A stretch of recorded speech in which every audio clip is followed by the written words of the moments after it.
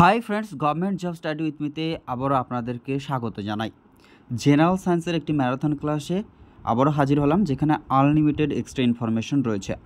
এই ক্লাসটি upcoming police recruitment বোর্ডের মাধ্যমে যে পরীক্ষাগুলি হবে, West Bengal police constable sub inspector, Kolkata police constable sub inspector excise, SSC GD, এসএসসির অন্যান্য পরীক্ষা, এমটিএস, সিএইচএসএল, রেলওয়ের আরপিএফ থেকে শুরু করে অন্যান্য পরীক্ষা এবং পিএসসির মিসলেনিয়াস ক্লার্কশিপ, এসএসসি, এই সমস্ত পরীক্ষাতে এবং আপকামিং অন্যান্য গ্রুপ ডি, গ্রুপ সি পরীক্ষার ক্ষেত্রে জেনারেল সায়েন্সের এই ম্যারাথন ক্লাসটি খুবই গুরুত্বপূর্ণ হতে চলেছে। তাই চ্যানেলে যারা নতুন রয়েছেন অবশ্যই চ্যানেলটি সাবস্ক্রাইব করবেন, বন্ধুদের মধ্যে শেয়ার করতে ভুলবেন না। তো দেরি না করে আজকের সেশনটি শুরু করছি। এই সেশনটির ফার্স্ট কোয়েশ্চেন যেটা রয়েছে, গর্ভাবস্থায় ভ্রূণের লিঙ্গ নির্ধারণ কি সম্পূর্ণভাবে নিষিদ্ধ করা উচিত? যুক্তি 1 নম্বরে বলছে হ্যাঁ, নতুবা কন্যা ভ্রূণ বাড়বে না। 2 নম্বর যুক্তিতে বলছে না, প্রত্যেকের অনাগত শিশু সম্পর্কে জানার অধিকার আছে। গর্ভাবস্থায় ভ্রূণের লিঙ্গ নির্ধারণ কি সম্পূর্ণভাবে নিষিদ্ধ করা উচিত, এটা যদি স্টেটমেন্ট হয় তাহলে তার যুক্তি কি হতে পারে? হ্যাঁ, নতুবা কী হবে, কন্যা ভ্রূণ বাড়বে না। এটাই হচ্ছে মোট কথা, তাহলে এটাই ঠিক। আবার হ্যাঁ যদি হতে পারে তাহলে নাটা হবে না, তাই 2 নম্বর লজিকটা ঠিক নয়। তাহলে এক্ষেত্রে যুক্তি 1 হয়ে যাবে সঠিক। পরবর্তী 2 নম্বর কোশ্চেন যেটা রয়েছে, এইচআইভি হিউম্যান ইমিউনো ভাইরাস সংক্রমণে কোনটি দ্বারা শুধুমাত্র ছড়াতে পারে?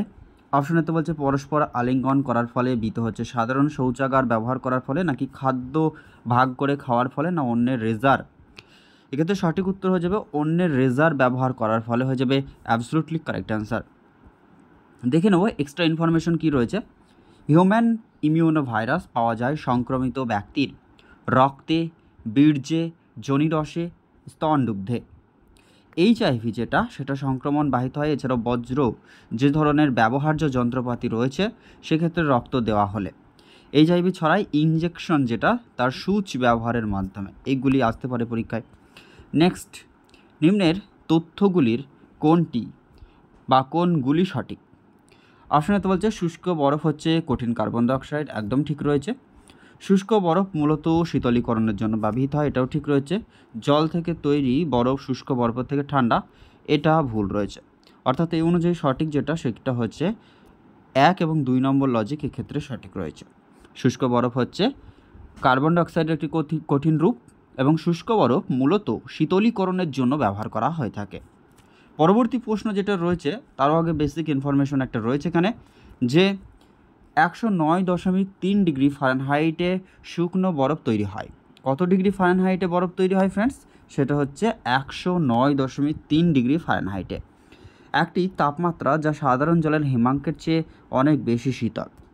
পরবর্তী যে কোয়েশ্চেনটি রয়েছে 4 নম্বর, কোনটি বিশ্ব উষ্ণায়ন এবং জলবায়ু পরিবর্তনের জন্য দায়ী নয়? ক্লোরোফ্লোরো কার্বনের নির্গমন অবশ্যই দায়ী, কার্বন ডাইঅক্সাইডের নির্গমন অবশ্যই দায়ী, মিথেনের নির্গমন, এগুলি হচ্ছে দায়ী। দায়ী নয় হচ্ছে গাছ লাগানো বা বৃক্ষরোপণ, এটি কখনোই জলবায়ু পরিবর্তন বা বিশ্ব উষ্ণায়ন, গ্লোবাল ওয়ার্মিংয়ের জন্য দায়ী হতে পারে না। তাই সঠিক উত্তর হয়ে যাবে অপশন সি। এছাড়াও এক্সট্রা ইনফরমেশন কী রয়েছে, ফায়ার আইস কাকে বলা হয়ে থাকে? যেমন ড্রাই রাইস বলা হয়ে থাকে কঠিন কার্বন ডাইঅক্সাইডকে, ফায়ার আইস যেটা, সেটা হচ্ছে মিথেন হাইড্রেটকে বোঝানো হয়ে থাকে। গ্রিনহাউস গ্যাসগুলির মধ্যে মুখ্য যেটা, সেটা হচ্ছে জলীয় বাষ্প, কার্বন ডাইঅক্সাইড, এছাড়াও রয়েছে মিথেন হচ্ছে একটি যেটা জৈব গ্রিনহাউস গ্যাস, CH4। পরবর্তী কোয়েশ্চেন 5 নম্বর যেটা রয়েছে, কোন ভিটামিন ভাইরাল ইনফেকশন চিকিৎসার জন্য কার্যকরী হয়ে থাকে? ভাইরাল অর্থাৎ ভাইরাসের দ্বারা যে ইনফেকশনগুলি হয় চিকিৎসা ক্ষেত্রে, সেক্ষেত্রে তাকে ট্রিট করার জন্য যেটি ভিটামিনটি কাজে লাগে সেটি হচ্ছে আমাদের vitamin C, ascorbic acid. Vitamin C এর অভাবে যে রোগটি হয়ে থাকে,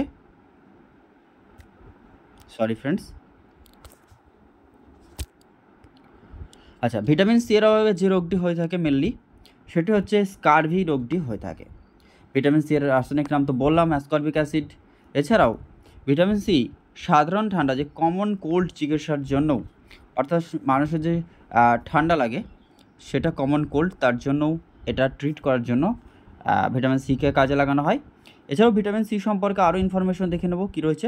ভিটামিন সি যা সাধারণ মানুষের প্রস্রাবের দ্বারা নির্গত হয়। তাহলে কোন ভিটামিন প্রস্রাবের দ্বারা নির্গত হয়? Vitamin C, ascorbic acid. Vitamin C iron শোষণকে প্রভাবিত করে, অর্থাৎ আয়রন শোষণ রূপে কাজ করে থাকে। ভিটামিন সি অ্যান্টি অক্সিডেন্ট হিসেবে কাজ করে থাকে। ভিটামিন সির উৎস হচ্ছে সবুজ শাকসবজি, ফল, মরিচ, রসালো, সাইট্রাস ফল, যেমন ইন্ডিয়ান গুজবেরি, কমলা লেবু, এছাড়াও কি রয়েছে আঙ্গুর, টমেটো, কমলা লেবু, লেবু, পুদিনা ইত্যাদি। পরবর্তী কোয়েশ্চেন যেটা রয়েছে, সূর্য ওঠার একটু আগে এবং সূর্য ডোবার একটু পরে দ্রাঘিমা রেখার নিচে সূর্যকে দেখতে পাওয়া যায়। দ্রাঘিমা রেখার নিচে সূর্যকে ডোবা এবং ওঠার আগে, অর্থাৎ রাইজিংয়ের আগে এবং যেটা রাইজিংয়ের পরে, এই যেটা রয়েছে সূর্য ওঠার আগে এবং পরে এই দেখা যায়, এর কারণটাই হচ্ছে সেটা হচ্ছে রিফ্র্যাকশনের জন্য, প্রতিসরণের জন্য এটা দেখা যায়। প্রতিসরণ, আলোর প্রতিসরণের জন্য। এছাড়াও আলোর প্রতিসরণের উদাহরণ দেখে নেব, সূর্যোদয়ের আগে এবং সূর্যাস্তের পরে যেটা কিছুক্ষণ সূর্যকে দেখা যায়, এটা হয়ে থাকে আলোর রিফ্র্যাকশন অফ লাইটের জন্য। এছাড়াও তারাগুলি কী করে, টুইঙ্কেলগুলি, স্টারগুলি কী করে, জ্বলজ্বল করে, এটাও এই প্রতিসরণের জন্য হয়ে থাকে। জলে আংশিকভাবে ডোবানো সোজা দণ্ডকে বাঁকানো দেখা যায়, এটাও রিফ্র্যাকশনের জন্য হয়ে থাকে। জলে ভরা বিকারের ভিতরে থাকা লেবু আকারে অপেক্ষাকৃত বড়, মানুষের চোখের চিত্র গঠন করে এই রিফ্র্যাকশনের জন্য। বায়ুমণ্ডলে প্রতিসরণের কারণে প্রকৃত সূর্যোদয়ের প্রায় 2 মিনিট আগে এবং প্রকৃত সূর্যাস্তের 2 মিনিট পরে সূর্য আমাদের কাছে কী হয়, দৃশ্যমান হয়, অর্থাৎ দেখা যায়। ওই যেই ব্যাপারটা বললাম, অ্যাটমসফেরিক যে রিফ্র্যাকশনের জন্য সূর্যাস্ত এবং সূর্যাস্তের 2 মিনিট পর্যন্ত সূর্য দেখা যায় আমাদের, সূর্য ওঠার 2 মিনিট আগে দেখা যায় এবং সূর্য ডোবার 2 মিনিট আগেও দেখা যায়। 7 নম্বর প্রশ্ন যেটা রয়েছে, একটা তালিকা দেওয়া রয়েছে। তালিকা 1, ল্যাকটিক অ্যাসিড সেটি হচ্ছে আমাদের যেটা ল্যাকটিক অ্যাসিড হচ্ছে টক দই, টার্টারিক অ্যাসিড হচ্ছে তেঁতুল, অক্সালিক অ্যাসিড টমেটো এবং সাইট্রিক অ্যাসিড হচ্ছে লেবু। এছাড়াও টক দই, আচ্ছা এগুলি রয়েছে।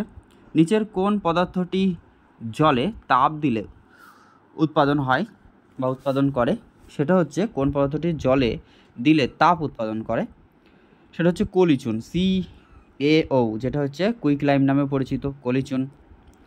ক্যালসিয়াম অক্সাইড বা কলিচুন সেটা হচ্ছে আমাদের CaO। এটা সংকেতটাও পরীক্ষা আসতে পারে যে কলিচুনের সংকেত বা কুইকলাইম কাকে বলা হয়ে থাকে, ক্যালসিয়াম অক্সাইড CaO-কে বলা হয়ে থাকে। পরবর্তী প্রশ্ন যেটা রয়েছে তার আগে দেখে নিই, ক্যালসিয়াম হাইড্রোক্সাইড যেটা ঐতিহ্যভাবে বলা হয়ে থাকে স্লেগড লাইম, এটি অজৈব যৌগ রাসায়নিক সূত্র যেটা CaOH2। কার্বন ডাইঅক্সাইড হলো সেই গ্যাস যা ক্যালসিয়াম হাইড্রোক্সাইড CaOH2 দ্রবণ চুনের জলের সাথে বিক্রিয়া করে ক্যালসিয়াম কার্বনেট অর্থাৎ CaCO3 যেটা ক্যালসিয়াম কার্বনেটের সাদা অবক্ষেপ যেটা সেটা তৈরি করে।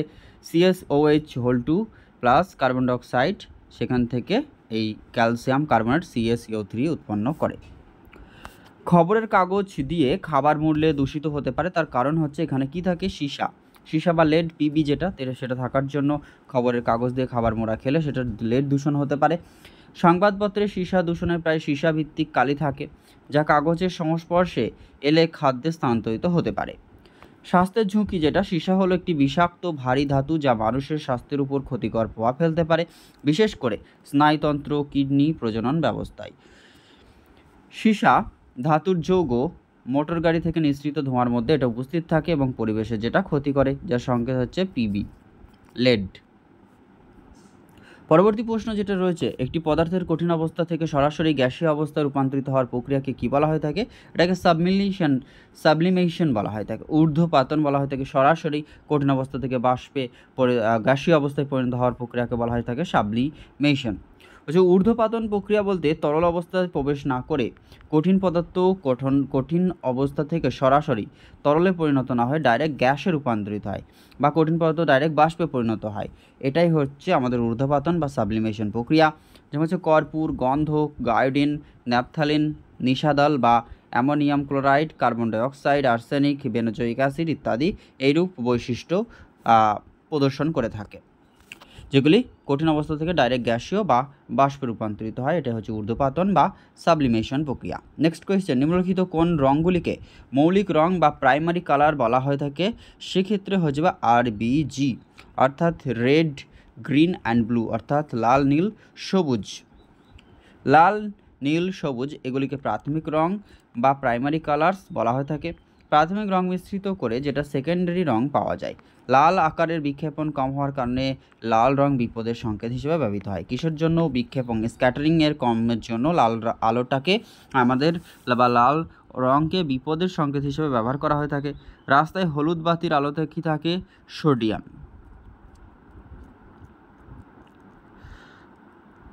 এলিজা টেস্ট, এই টেস্টটি করা হয়ে থাকে মোটামুটিভাবে আমরা যেটা সেটা হচ্ছে এইচআইভি বা AIDS acquired immuno deficiency syndrome, যেটা হয়ে থাকে এইচআইভি দ্বারা আক্রান্ত হলে হিউম্যান ইমিউনো ভাইরাস দ্বারা, সেই টেস্ট করা হয়ে থাকে। এলিজা টেস্টের মাধ্যমে এটা বোঝা যায়।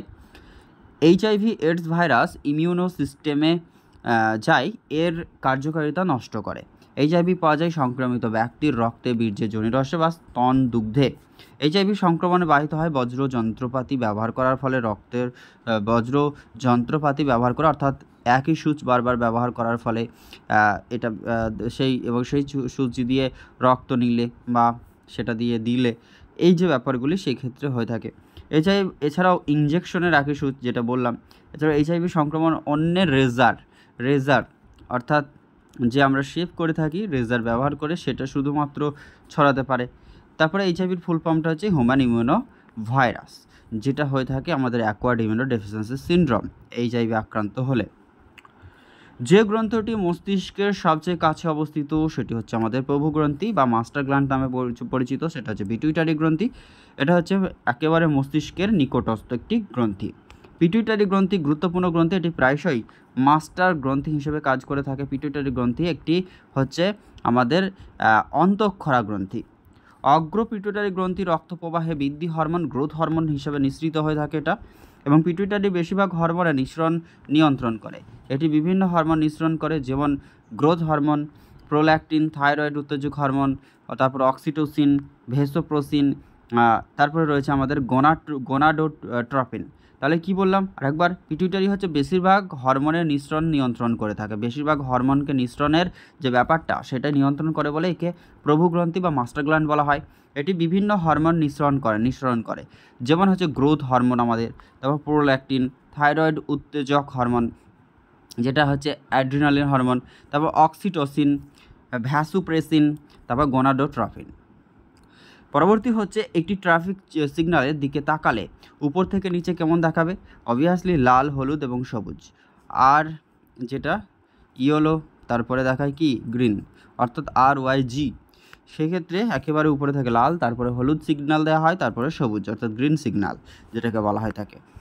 এরপরে হচ্ছে রান্নার গ্যাসের মুখ্য উপাদানগুলি কী কী? অবশ্যই হয়ে যাবে বিউটেন এবং আইসোবিউটেন হয়ে যাবে ক্ষেত্রে এই অপশন অনুযায়ী সঠিক অ্যান্সার বিউটেন, আইসোবিউটেন বা বিউটেন প্রোপেন। এইখানে যে অপশনটি থাকতো তাহলে সঠিক উত্তর হতো, তাই তরল বিউটেন ও আইসোবিউটেন অপশন অনুযায়ী option A is the absolutely correct answer. রান্নার গ্যাস যা লিকুইফাইড পেট্রোলিয়াম গ্যাস, একটি LPG, মূলত প্রোপেন আর বিউটেন দিয়ে গঠিত হয়। গোবর গ্যাস হচ্ছে সেটা হচ্ছে মিথেন, CH4, এটা হচ্ছে আমাদের গোবর গ্যাস বা জৈব গ্যাস বা মিথেন জৈব, যেটা আমাদের জৈব গ্রিনহাউস গ্যাস নামেও পরিচিত মিথেন। নেক্সট কোয়েশ্চেন, সিনেমার দেখানো প্রক্ষেপণ যন্ত্রে যে প্রজেক্টর, সিনেমা হলে যে প্রজেক্টর থাকে সেখানে কী ধরনের লেন্স ব্যবহার করা হয়? এখানে অবভিয়াসলি কনভেক্স লেন্সও ব্যবহার করা থাকে, উত্তল। যে লেন্সের মধ্যভাগের প্রান্তভাগ অপেক্ষা মোটা হয় তাকে উত্তল লেন্স বলা হয়, অথবা যে লেন্সের মধ্যভাগ মোটা এবং প্রান্তভাগ সরু তাকে বলা হয় উত্তল বা কনভেক্স লেন্স। ম্যাগনিফাইং গ্লাস যেটা বিবর্ধক কাঁচ হিসেবে উত্তল লেন্স কাজ করে থাকে। তাহলে সিনেমা হলে কি থাকে? সিনেমা হলে থাকছে উত্তল বা কনভেক্স লেন্স, একই সাথে বিবর্ধক কাঁচ যেটা ম্যাগনিফাইং গ্লাস ওটিও হচ্ছে আমাদের কনভেক্স লেন্স, এবং উত্তল লেন্সের ফোকাস দূরত্ব ধনাত্মক হয়ে থাকে। উত্তল লেন্স চশমায় ব্যবহার করা হয়, দৃষ্টির ত্রুটি প্রতিরোধ করার জন্য এটা ব্যবহার করা হয়, কিন্তু চিকিৎসার ক্ষেত্রে ডক্টর কিন্তু আবার অবতল লেন্স ব্যবহার করে থাকে। ইনফ্লুয়েঞ্জা যদি একটি ভাইরাস হয়, টাইফয়েড কী ঘটিত রোগ? ইনফ্লুয়েঞ্জার সাথে ভাইরাসের যেরকম সম্পর্ক রয়েছে, টাইফয়েড একটি ব্যাকটেরিয়া ঘটিত রোগ। মারাত্মক ব্যাকটেরিয়াজনিত রোগের মধ্যে রয়েছে cholera, diphtheria, bacterial meningitis, tetanus, Lyme disease, তারপর হচ্ছে গনেরিয়া, সিফিলিস, টাইফয়েড, এইগুলি হচ্ছে আমাদের ব্যাকটেরিয়া ঘটিত রোগ। আবার বলি, cholera, diphtheria, bacterial meningitis, tetanus, Lyme disease, gonorrhoea, syphilis, typhoid ইত্যাদি। যক্ষা, প্লেগ, নিউমোনিয়া এগুলিও হচ্ছে আমাদের ব্যাকটেরিয়া ঘটিত রোগ। আলোর গতিবেগ প্রতি সেকেন্ডে 1,86,000 মাইল হয়ে থাকে। আলোর গতিবেগ প্রতি সেকেন্ডে হয়ে থাকে 1,86,000 মাইল, যেটা শূন্যস্থানে আলোর বেগ হচ্ছে 3 × 10⁸ মিটার পার সেকেন্ড, যেটা এবং শূন্যস্থানে আলোর গতিবেগ হচ্ছে 1,86,000 মাইল প্রতি সেকেন্ডে হয়ে থাকে। এবং জলে আলোর গতিবেগ হয়ে থাকে 2.25 ইন্টু 10⁸ মিটার পার সেকেন্ড। গ্লাসে আলোর গতি থাকে যেটা 2.00 ইন্টু 10⁸ মিটার পার সেকেন্ড। একই সাথে আলোর কোয়ান্টাম তত্ত্ব যিনি দিয়েছেন তিনি হলেন আমাদের ম্যাক্স প্ল্যাঙ্কের হচ্ছে কোয়ান্টাম থিওরি অফ লাইট হচ্ছে যিনি দিয়েছিলেন তিনি হচ্ছেন ম্যাক্স প্ল্যাঙ্ক। গ্রিনহাউস এফেক্ট মুখ্যত কোন গ্যাসের জন্য ব্যবহৃত হয়ে থাকে? সেক্ষেত্রে আমাদের কঠিন কার্বন ডাইঅক্সাইড এবং মিথেন এই দুটি হচ্ছে গ্রিনহাউস গ্যাসের জন্য দায়ী। প্রধান গ্রিনহাউস গ্যাসগুলি হচ্ছে জলীয় বাষ্প, যা পৃথিবীর প্রায় 36 থেকে 70% প্রভাব সৃষ্টি করে থাকে, মেঘ সহ যেটা নয়। কার্বন ডাইঅক্সাইড যেটা মাত্র 9 থেকে 26%, মিথেন 4 থেকে 9% এবং ওজোন যেটা O3 সেটা হচ্ছে আমাদের 3 থেকে 7% গ্রিনহাউস গ্যাসকে টোটাল গ্রিনহাউস গ্যাসের 3 থেকে 7% ভূমিকা পালন করে। গ্রিনহাউসের এফেক্টের মুখ্য ভূমিকা সেটা হচ্ছে জলীয় বাষ্প। গ্রিনহাউস গ্যাস জলীয় বা জলবায়ু পরিবর্তনের জন্য দায়ী, যেগুলি হচ্ছে ক্লোরোফ্লোরোকার্বন CFC নির্গমন, কার্বন ডাইঅক্সাইডের নির্গমন, মিথেনের নির্গমন, এগুলি হয়ে যাবে বিশ্ব উষ্ণায়নের জন্য দায়ী। কে প্রথম বলেছিলেন পরমাণু অবিভাজ্য, অ্যাটম ইনডিভিজিবল? সেক্ষেত্রে সঠিক উত্তরটি হয়ে যাবে পরমাণুবাদ হচ্ছে জন ডাল্টনের, তাই সঠিক উত্তর জন ডাল্টনের হয়ে যাবে। পরমাণুর অবিভাজ্য জন ডাল্টনের যে পারমাণবিক তত্ত্ব বা যেটা আমাদের রয়েছে অ্যাটমিক থিওরি, এই থিওরিটি রাসায়নিক বিক্রিয়া ব্যাখ্যা করার জন্য 1808 সালে জন ডাল্টনকে 1858 সালে এই তত্ত্বটি তিনি প্রকাশ করেছিলেন। রাসায়নিক বিক্রিয়া ব্যাখ্যা করার জন্য 1808 সালে জন ডাল্টন এই পারমাণবিক তত্ত্বটি তিনি অ্যাটমিক যে থিওরি সেটা কিন্তু তিনি দিয়েছিলেন। এছাড়াও যেটা থিওরি অফ রিলেটিভিটি এটা প্রদান করেছিলেন অ্যালবার্ট আইনস্টাইন। নেক্সট কোয়েশ্চেন, চক্ষুদানের সময় চোখের কোন অংশটি দাতার কাছ থেকে নেওয়া হয়ে থাকে? এক্ষেত্রে অবভিয়াসলি কর্নিয়া হচ্ছে আমাদের চোখের আইরিসের পরবর্তী অর্থাৎ ফ্রন্টাল যে সাইড সেখান থেকে অবস্থান করে। চোখের সামনের সবচেয়ে স্বচ্ছ আবরণকে কর্নিয়া বলা হয়ে থাকে, একেবারে আইরিস, তারপরেই রয়েছে কর্নিয়া দিয়ে মানুষের চোখে আলো প্রবেশ করে। কর্নিয়াতে রয়েছে মূলত প্রোটিন এবং কোষ হচ্ছে কর্নিয়ার মধ্যে রয়েছে। এডস অ্যাকোয়ার্ড ইমিউনোডেফিসিয়েন্সি সিনড্রোম এবং HIV হিউম্যান ইমিউনোভাইরাস যে ধরনের ভাইরাস এটা হচ্ছে আমাদের RNA ভাইরাস। RNA যে ভাইরাস প্রাণী ভাইরাস RNA ভাইরাস হচ্ছে অপশন এ যেটা রয়েছে ribonucleic acid RNA virus. AIDS এর ফুল ফর্ম কি? Acquired immunodeficiency syndrome. HIV হচ্ছে হিউম্যান ডেফিসিয়েন্সি ভাইরাস। এলিজা টেস্টটি HIV এডস কোষ শনাক্ত করার জন্য সাহায্য করে থাকে। HIV পাওয়া যায় সংক্রামিত ব্যক্তির রক্তে, বীর্যে, যোনিরসে এবং স্তন দুগ্ধে। পিতলকে খোলা রাখলে, এটা বায়ুতে রাখলে বা খোলা জায়গায় রাখলে কিসের উপস্থিতিতে রঙটা পরিবর্তিত হয়? এক্ষেত্রে সঠিক উত্তর হয়ে যাবে হাইড্রোজেন সালফাইড, H2S বা হাইড্রোজেন সালফাইডের জন্য এটা হয়ে থাকে। খোলা জায়গায় রাখলে এর রঙের পরিবর্তন হয়। পিতল হচ্ছে তামা এবং দস্তার সংমিশ্রণ, ব্রোঞ্জ হচ্ছে তামা ও টিনের সংমিশ্রণ, এবং গান মেটাল যেটা রয়েছে তামা, টিন এবং দস্তা। জার্মান সিলভার থাকে না, তামা, দস্তা, নিকেল থাকে, এবং সোল্ডার সেটাতে রংঝাল, টিন ও সীসা। লিউকোপিনিয়া কখন হয়ে থাকে? লিউকোপিনিয়া রোগটি হয়ে থাকে যখন হোয়াইট ব্লাড কর্পাসাল যেটা রয়েছে অর্থাৎ শ্বেত রক্তকণিকা স্বাভাবিকের থেকে কমে গেলে এটা আমাদের লিউকোপিনিয়া হয়ে থাকে শরীরের মধ্যে। লিউকোপিয়েনিয়া এটা একটি এমন একটা অবস্থা যেটা একজন ব্যক্তির শ্বেত রক্তকণিকার সংখ্যা কমে যায়, এতে তাদের সংক্রমণের ঝুঁকিটা বেড়ে যায়।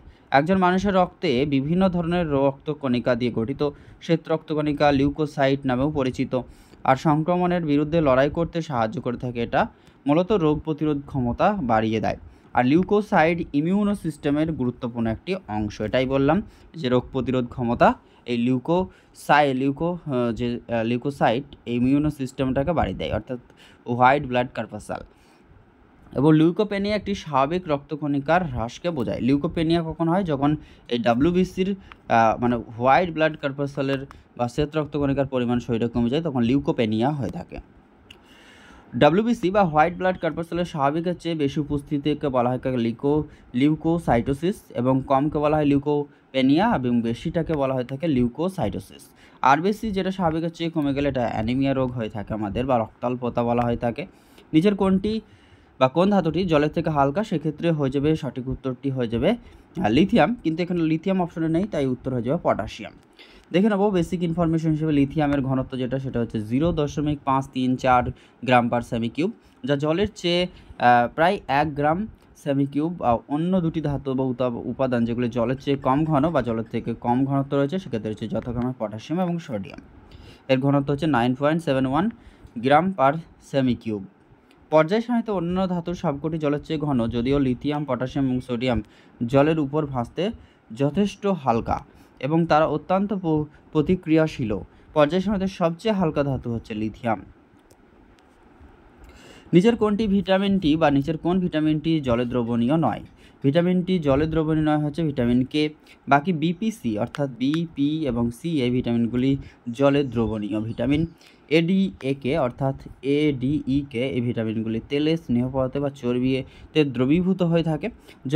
জলে দ্রবীভূত ভিটামিনের মধ্যে রয়েছে অ্যাসকর্বিক অ্যাসিড অর্থাৎ ভিটামিন সি, থিয়ামিন যেটা হচ্ছে আমাদের বি গ্রুপের ভিটামিন বি1, রাইবোফ্লোবিন, নিয়াসিন, ভিটামিন বি3, তারপর হচ্ছে ভিটামিন বি6, পাইরোডক্সিন, পাইরোডক্সামিন এবং তারপর হচ্ছে কোলাসিন, ভিটামিন বি12 হচ্ছে সায়ানোকোবালামিন, বায়োটিন 7, প্যান্টাথেনিক অ্যাসিড, ভিটামিন বি5।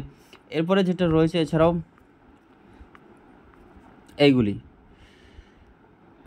এরপরে কী রয়েছে, মানবদেহে যে ক্রোমোজোম থাকে কার্য অনুযায়ী তা কয় প্রকার? এটা 2 প্রকারের হয়ে থাকে। একটা হচ্ছে আমাদের সেক্স ক্রোমোজোম এবং একটা হচ্ছে অটোজোম। 22 জোড়া সেক্স ক্রোমোজোম থাকে, যে ক্ষেত্রে 22 জোড়া হচ্ছে অটোজোম এবং 1 জোড়া সেক্স ক্রোমোজোম যেটা হচ্ছে XX এবং XY, পুরুষ এবং নারীর মধ্যে যেটা থাকে। একজন প্রাপ্তবয়স্ক মানুষের দেহে সাধারণত কতগুলি হাড় থাকে? সেক্ষেত্রে হচ্ছে পূর্ণবয়স্ক হলে 206 এবং একজন শিশুদের ক্ষেত্রে প্রায় গড়ে 300টি অর্থাৎ 270 থেকে 330টি এর মধ্যে হাড় থাকে এবং জন্মের সময় শিশুদের প্রায় গড়ে 300টি করে হাড় থাকে। মানুষের মাথাতে বা খুলিতে মোট 22টি হাড় থাকে এবং দাঁতের সংখ্যা যদি বলা হয় সেক্ষেত্রে হচ্ছে 20টি। ফ্লেক্সার পেশির উদাহরণ হচ্ছে সেটি হচ্ছে হাতের বাইসেপ হচ্ছে ফ্লেক্সার পেশির উদাহরণ। যেটা বাইসেপ একটি ফ্লেক্সার পেশি হিসাবে বর্ণনা করা হয়ে থাকে। ফ্লেক্সার বিরোধী পেশিকে এক্সটেনসর পেশি বলা হয়ে থাকে, আর ফ্লেক্সারের বিরোধী হচ্ছে এক্সটেনসর পেশি বা ট্রাইসেপ হিসেবে কাজ করে। বাইসেপের উল্টো দিকে ট্রাইসেপ এবং ফ্লেক্সারের উল্টো দিকে হচ্ছে এক্সটেনসর পেশি। জলের বাষ্পীভবনের নীল তাপ হলো সেটি হচ্ছে আমাদের 537 ক্যালোরি পার গ্রাম হয়ে যাবে অ্যাবসলিউটলি কারেক্ট অ্যান্সার। জলে বাষ্পীভবনের নীল তাপ হচ্ছে 537 ক্যালোরি পার গ্রাম। বাষ্পভবনের নীল তাপ বলতে কী বোঝায় সেটা একবার দেখে নেব। যে একক ভরের কোনো তরলের উষ্ণতার পরিবর্তন না করে তরল অবস্থা থেকে সম্পূর্ণরূপে বাষ্পে পরিণত করতে যে পরিমাণ তাপের প্রয়োজন হয় সেই তাপকে তরলের বাষ্পীভবনের নীল তাপ বলা হয়ে থাকে। আবার বলছি, একক ভরের কোনো তরলের উষ্ণতার পরিবর্তন না করে তরল অবস্থা থেকে সম্পূর্ণরূপে বাষ্পে পরিণত করতে যে পরিমাণ তাপের প্রয়োজন হয় সেই তাপটিকেই বলা হয় বাষ্পীভবনের নীল তাপ, যেটার দরকার হয়ে থাকে জলের বাষ্পীভবনের ক্ষেত্রে 537 ক্যালোরি পার গ্রাম। এবং এটার দ্বারা বোঝায় যে প্রমাণ চাপে 100 ডিগ্রি সেন্টিগ্রেড উষ্ণতায় 1 গ্রাম জলকে ওই উষ্ণতায় 1 গ্রাম বাষ্পে পরিণত করতে 537 ক্যালোরি তাপের প্রয়োজন। বরফের গলনের নীল তাপ যেটা মাত্র 80 ক্যালোরি পার গ্রাম, বলতে বোঝায় 0 ডিগ্রি সেন্টিগ্রেড উষ্ণতা 1 গ্রাম বরফকে 0 ডিগ্রি সেন্টিগ্রেড উষ্ণতা 1 গ্রাম জলে পরিণত করতে 80 ক্যালোরি তাপের প্রয়োজন হয়ে থাকে। পরবর্তী দেখে নেব কী রয়েছে, কোন কোয়েশ্চেন। আচ্ছা, কাপড় কাচা সোডার রাসায়নিক নাম যেটা সেটা হয়ে যাবে আমাদের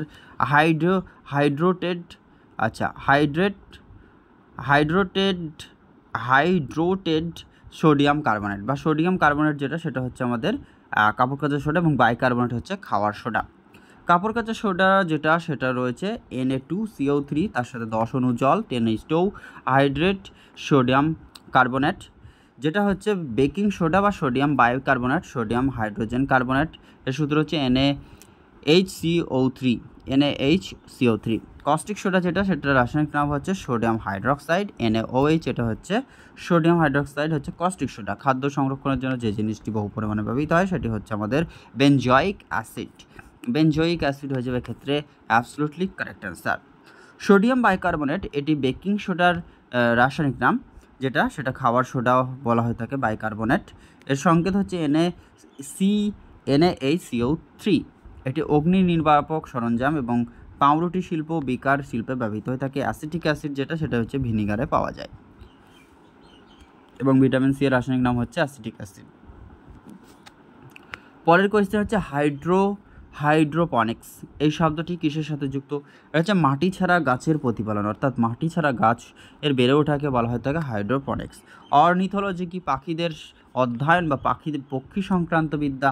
ফল হচ্ছে পমোলজি যেটা ফল সংক্রান্ত বিদ্যা স্টাডি। কীটপতঙ্গ বা ইনসেক্টস যেটা সেটা হচ্ছে অ্যান্টোমোলজি। এরপরে দেখে নেব কি উদ্ভিদ এবং প্রাণীর জীবাশ্ম সংক্রান্ত বিষয় হচ্ছে প্যালিওন্টোলজি যেটা। নেক্সট হচ্ছে 34 নম্বর প্রশ্ন, নিম্নের কোন শস্য মাটিতে নাইট্রোজেনের পরিমাণ বৃদ্ধি করে? সেক্ষেত্রে সঠিক উত্তর হয়ে যাবে ডাল জাতীয় শস্য বা মটরশুঁটি। এখানে মোটর জাতীয় যে লেগুমযুক্ত গাছগুলি মৌসুমি ফসল হিসাবে জন্মালে নাইট্রোজেন দিয়ে মাটিকে সমৃদ্ধ করে। আর লেগুমযুক্ত উদ্ভিদ রাইজোবিয়াম ব্যাকটেরিয়ার মতো মৃতজীবী নাইট্রোজেন স্থিতকারী ব্যাকটেরিয়া থাকে, যা মাটিতে বায়ুমণ্ডলীয় নাইট্রোজেন স্থাপন করতে এবং মাটির উর্বরতা বৃদ্ধি করার ক্ষেত্রে খুবই সহায়ক ভূমিকা পালন করে থাকে। পরবর্তী প্রশ্ন দেখে নেব ফ্রেন্ডস। পরবর্তী কোয়েশ্চেন যেটা রয়েছে সেটা কি রয়েছে? মাটির মটরের বৈজ্ঞানিক সম্মত নাম হচ্ছে পিসাম স্যাটিভাম, যেমন হচ্ছে ধানের অরাইজা স্যাটিভা। নিজের কোনটি তাপ পরিমাপের একক? তাপ পরিমাপের একক অবভিয়াসলি জুল হয়ে যাবে ক্ষেত্রে সঠিক অ্যান্সার। বলের একক নিউটন, কার্য এবং শক্তির একক হচ্ছে জুল। এসআই পদ্ধতি তাপমাত্রার একক কেলভিন এবং তাপমাত্রার এককগুলি হচ্ছে যথাক্রমে ফারেনহাইট, কেলভিন এবং সেলসিয়াস। নিজের কোনটি ব্যাকটেরিয়া মানবদেহের পক্ষে উপকারী? অপশন তো বলছে স্টেপটোকক্কাস, স্ট্যাফিলোকক্কাস, ল্যাক্টোব্যাসিলাস নাকি সালমোনেলা। সঠিক উত্তর হয়ে যাবে Lactobacillus. Lactobacillus is the absolutely correct answer হয়ে যাবে। ব্যাকটেরিয়া মানবদের পক্ষে উপকারী, সেটা হচ্ছে ল্যাক্টোব্যাসিলাস। এককোষী জীব রয়েছে ব্যাকটেরিয়া এবং অ্যান্টার্কটিকায় উষ্ণ ঝর্ণা, গভীর সমুদ্র, তাপীয় নির্গমন পথ এবং বরফের মধ্যে বসবাসকারী বাসিন্দা হতে পারে ব্যাকটেরিয়া সংক্রমণের লক্ষণ হচ্ছে জ্বর।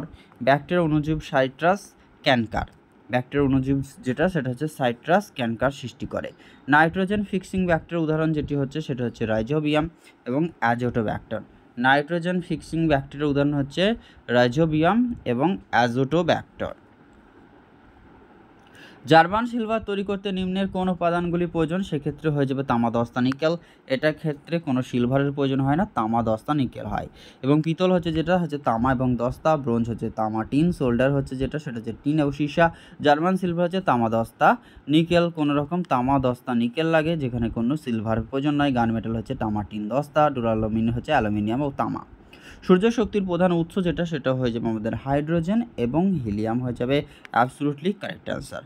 হাইড্রোজেন এবং হিলিয়াম হয়ে যাবে অ্যাবসলিউটলি। সূর্য পারমাণবিক সংযোজন বা নিউক্লিয়ার যে ফিউশন অর্থাৎ সংযোজন, পারমাণবিক সংযোজন থেকে শক্তি অর্জন করে থাকে। এটি হাইড্রোজেন বোমার অনিয়ন্ত্রিত পারমাণবিক সংযোজন বা আনকন্ট্রোলেবল নিউক্লিয়ার ফিউশন নীতির উপর ভিত্তি করে কাজ করে থাকে। পারমাণবিক চুল্লিতে যে পারমাণবিক বিক্রিয়া ঘটে তা হলো নিয়ন্ত্রিত নিউক্লিয় বিভাজন, কন্ট্রোলড নিউক্লিয়ার ফিউশন হয়ে থাকে পারমাণবিক চুল্লিতে, কিন্তু সূর্যের ওখানে কি হয়ে থাকে? আনকন্ট্রোলড নিউক্লিয়ার ফিউশন কিন্তু হয়। দার্শনিকের উল্ক কাকে বলা হয়ে থাকে? Zinc oxide. ZnO-কে বলা হয়ে থাকে দার্শনিকের উল্ক। ফায়ার আইস বলতে কি বোঝা হয়? মিথেন হাইড্রেটকে আবার বলা হয়ে থাকে কোয়ার্টজাইটের রাসায়নিক নাম হচ্ছে SiO2, যেখানে সিলিকন ডাইঅক্সাইড রয়েছে। SiO2 হচ্ছে কোয়ার্টজাইটের রাসায়নিক সূত্র। ক্যালসিয়াম হাইড্রোক্সাইড ঐতিহ্যভাবে বলা হয় যেটা স্লেগ লাইম। এটি একটি অজৈব যৌগ যার রাসায়নিক সূত্র হচ্ছে CaOH2। সাধারণত চুন বা কুইক লাইমের রাসায়নিক সূত্র হচ্ছে কলিচুন, CaO, calcium oxide. Caustic soda যেটা এর রাসায়নিক নাম হচ্ছে সোডিয়াম হাইড্রোক্সাইড। বাতাসে নাইট্রোজেনের শতকরা পরিমাণ থাকে কত শতাংশ? 78.08 বা 09%, যেটা বায়ুমণ্ডলে কার্বন ডাইঅক্সাইডের পরিমাণ যেটা সেটা হচ্ছে 0.03%। এছাড়াও রয়েছে নাইট্রোজেন গ্যাসের বজ্রপাতের মাধ্যমে সংবদ্ধকরণ বা ফিক্সড ঘটে থাকে। বায়ুমণ্ডলে প্রায় নাইট্রোজেন রয়েছে 78.08% বা প্রায় 78%। অক্সিজেন রয়েছে 20.94% বা প্রায় 21% এবং আর্গন রয়েছে 0.93% এবং কার্বন ডাইঅক্সাইড যেটা 0.03%। কেলভিন কিসের একক? কেলভিন হচ্ছে যেটা সেটা হচ্ছে আমাদের তাপমাত্রার একক। কেলভিন তাপের একক হচ্ছে যেটা সেটা হচ্ছে তাপমাত্রা হচ্ছে কেলভিন, তাপের একক জুল। এসআই পদ্ধতিতে তাপমাত্রার একক হচ্ছে কেলভিন। তাপমাত্রার এককগুলি হচ্ছে ফারেনহাইট, সেলসিয়াস এবং কেলভিন। ভরের এসআই একক হচ্ছে যেটা বা ওজন ভর অর্থাৎ মাসের এসআই একক হচ্ছে ভার হলে না ভর হচ্ছে এসআই ইউনিট হচ্ছে যেটা সেটা হচ্ছে ভার বা কেজি। আচ্ছা, নেক্সট হচ্ছে যেটা কোন ভিটামিনের অভাবে স্কারভি রোগ হয়ে থাকে? ভিটামিন সি, অ্যাসকর্বিক অ্যাসিড, যার ফলে স্কারভি রোগটি হয়ে থাকে।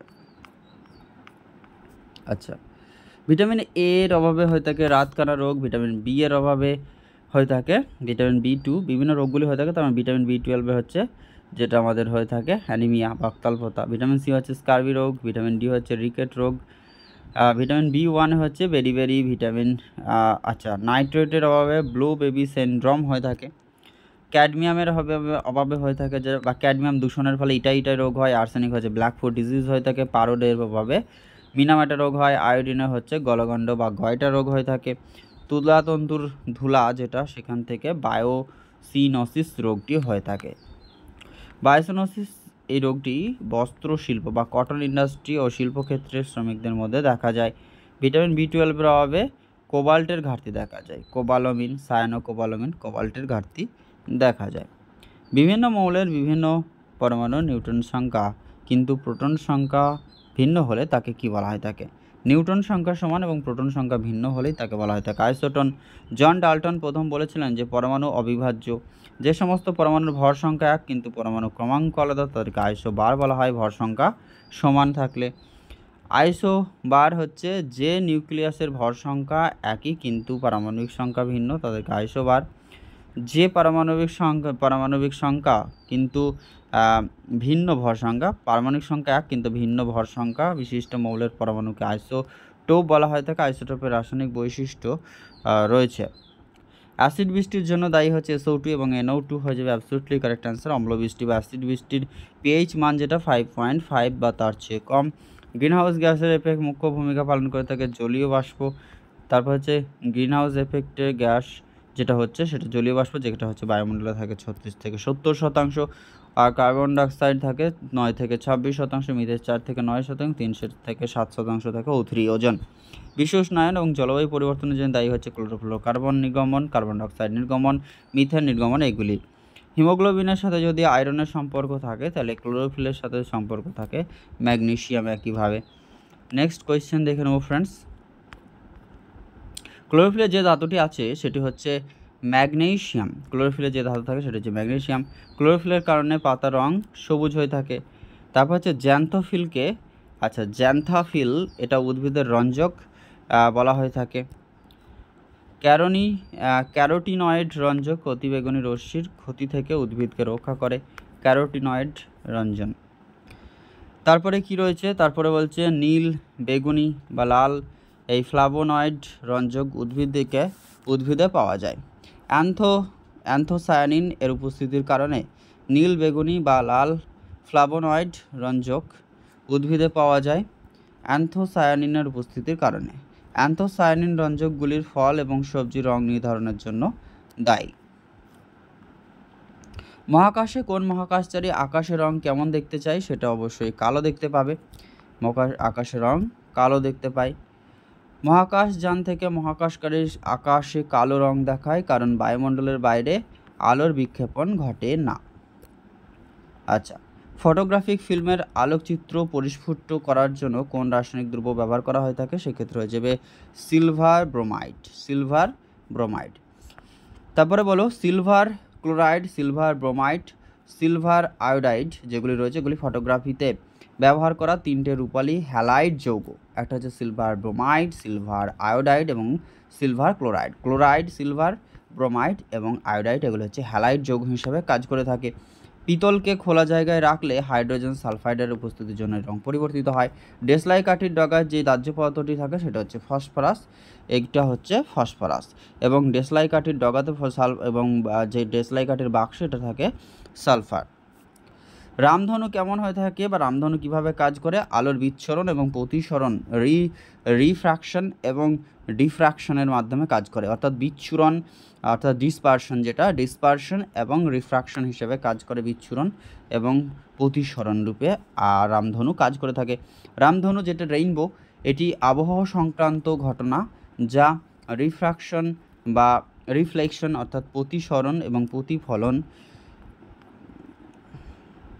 ও বিচ্ছুরণ অর্থাৎ রিফ্লেকশন অ্যান্ড ডিসপারশনের কারণে ঘটে থাকে। রামধনু হলো একটি প্রাকৃতিক বর্ণালী যা বৃষ্টির পর আকাশে দেখা যায়।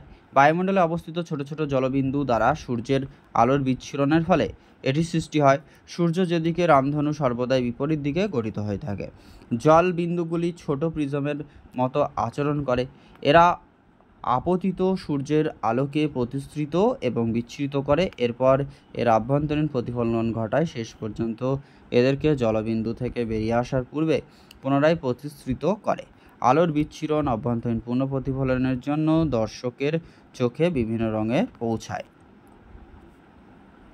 অগ্নি প্রতিরোধক পোশাক যেটা ফায়ার ফাইটিং ক্লোথস, এটা কী দিয়ে তৈরি হয়ে থাকে? এটি ব্যবহার করা হয়ে থাকে অ্যাসবেস্টাস। তাপমাত্রা বৃদ্ধির সাথে সাথে পরিবাহী রোধ বৃদ্ধি পায়। তাপমাত্রা বৃদ্ধির সাথে অর্ধপরিবাহী অন্তরক বা ইনসুলেটর যেটা এবং তড়িৎ বিশ্লেষ্য অর্থাৎ সেমিকন্ডাক্টর ইনসুলেটর এবং ইলেকট্রোলাইট রূপে এদের রোধ হ্রাস পায়। শূন্য তাপমাত্রায় অর্ধপরিবাহী 0 কেলভিনে থাকা শুদ্ধ সিলিকন এবং একটি বিশুদ্ধ অন্তরক যেটা ইনসুলেটর হিসাবে আচরণ করে। জিকা ভাইরাসের উপস্থিতি প্রথম কোন দেশে সরকারিভাবে ঘোষিত হয়েছিল? সেটা হচ্ছে উগান্ডা, আর এই উগান্ডার রাজধানী হচ্ছে কাম্পালা। জিকা ভাইরাস মূলত এডিস প্রজাতির মশা দ্বারা সংক্রামিত হয়ে থাকে। 1947 সালে উগান্ডাতে এটা আবিষ্কৃত হয়েছিল। কালাজ্বরের রোগ ও সংক্রমণ ঘটায় যেটা হচ্ছে স্যান্ড ফ্লাই। এরপরে যেটা রয়েছে পরবর্তী যেটা ইনফরমেশন, 1998 সালে নিপা ভাইরাস প্রথম নজরে এসেছিল মালয়েশিয়াতে। নিপা ভাইরাস শুকুরের মাধ্যমে মানুষের শরীরে ছড়ায়। চীনের হুবেই প্রদেশ থেকে করোনা ভাইরাস সর্বাধিক আক্রান্ত হয়েছিল প্রথমে। স্যাকারিন কী দিয়ে তৈরি হয়ে থাকে? স্যাকারিন হচ্ছে স্যাকারিন নানা উপায়ে তৈরি করা যায়। স্যাকারিন প্রস্তুতের আদি পদ্ধতি হলো র্যামসেন এবং ফলবার্গের পদ্ধতি। এক্ষেত্রে কাঁচা মাল হলো টলুইন, আর অন্য পদ্ধতির কাঁচামাল হলো আর্থোক্লোরোটলুইন। খনিজ পদার্থে ক্লোরিন এর অভাবে মানবদেহের কী ক্ষতি হয়? খনিজ পদার্থ ক্লোরিনের অভাবে মানবদেহের যে ক্ষতি হয় সেটা হচ্ছে দুর্বল দাঁত। আয়রনের ঘাটতি, অপর্যাপ্ত আয়রনের কারণে অ্যানিমিয়া হয়। আয়োডিনের অভাবে হলো গলগণ্ডের সবচেয়ে সাধারণ কারণ। ইনসুলিন হরমোনের অভাবে ডায়াবেটিস মেলিটাস রোগ হয়ে থাকে। মানবদেহের সবচেয়ে বড় অঙ্গের নাম হচ্ছে সেটি অবশ্যই হয়ে যাবে আমাদের যকৃৎ বা লিভার। এটি মানব দেহের সব থেকে বড় অঙ্গ, এর যেটা হচ্ছে ইন্টারনাল অঙ্গ যেটা, এবং এক্সটার্নাল যদি বলা হয় থাকে সেক্ষেত্রে ত্বক বা চামড়া হয়ে যাবে স্কিন। মানবদেহের বৃহত্তম গ্রন্থিও বলা হয়ে থাকে যকৃৎ বা অঙ্গ, এবং ফিমার বা উরুর অস্থি মানবদেহের বৃহত্তম এবং সবচেয়ে ভারী হাড় অস্থি। মানবদেহের ক্ষুদ্রতম হাড়কে বলা হয় থাকে স্টেপিস, এটি হচ্ছে মধ্যকর্ণে অবস্থিত। এছাড়াও মানবদেহের সর্ববৃহৎ লসিকা গ্রন্থির নাম হচ্ছে সেটা হচ্ছে প্লিহা। ভারী জল কি? ভারী জল বলতে সেটা হচ্ছে আমাদের হাইড্রোজেনের আইসোটোপ দ্বারা তৈরি যে জল সেটি হচ্ছে ভারী জল। ডাইটোরিয়াম এবং ট্রিটিয়াম অর্থাৎ ডিউটেরিয়াম এবং ট্রিটিয়াম হাইড্রোজেন এর আইসোটোপ হিসেবে কাজ করে। ভারী জলের সংকেত হচ্ছে ডিটিও, ডাইটোরিয়াম অক্সাইড। ভারী জল সেটি হচ্ছে হাইড্রোজেনের আইসোটোপ দ্বারা তৈরি একটি জল। ফায়ার আইস বলতে মিথেন হাইড্রেটকে বোঝানো হয়ে থাকে। শুষ্ক বরফে কঠিন কার্বন ডাইঅক্সাইড হলো একটি রূপ। কোন ঋতুতে আমাদের শরীরে বেশি ফ্যাটের প্রয়োজন হয়? অবভিয়াসলি শীতকালে বেশি ফ্যাটের প্রয়োজন হয়ে থাকে। খাদ্য সংরক্ষণ বা ফুড প্রিজারভেশনের জন্য বেনজোইক অ্যাসিড বহু পরিমাণে ব্যবহৃত হয়ে থাকে। মটরশুঁটি বা পিয়া যে শস্যটি সেটি নাইট্রোজেনের পরিমাণ কী করে? মাটিতে বৃদ্ধি করে থাকে। আচ্ছা, কার্বোহাইড্রেট মানবদেহের গ্লুকোজ আকারে ব্যবহৃত হয়ে থাকে। কার্বোহাইড্রেট মানবদেহে গ্লুকোজ আকারে ব্যবহৃত হয়ে থাকে। কিলোওয়াট ঘন্টা কিসের একক? কিলোওয়াট ঘন্টা সেটা হচ্ছে শক্তির একক। আচ্ছা, শক্তির এসআই একক সেটা হচ্ছে জুল। বৈদ্যুতিক শক্তির বাণিজ্যিক একক যেটা সেটা হচ্ছে কিলোওয়াট ঘন্টা। এই কিলোওয়াট ঘন্টা হচ্ছে 3.6 × 10⁶ জুল। আচ্ছা, ভরবেগের একক যেটা সেটা হচ্ছে কেজি পার মিটার সেকেন্ড। বলের একক হচ্ছে যেটা কেজি মিটার পার সেকেন্ড বা নিউটন। ক্ষমতার একক হচ্ছে ওয়াট। নিচের কোন খাবারের মধ্যে সবচেয়ে বেশি প্রোটিন পাওয়া যায়? সেক্ষেত্রে হয়ে যাবে আমাদের মাছ হয়ে যাবে সঠিক উত্তর।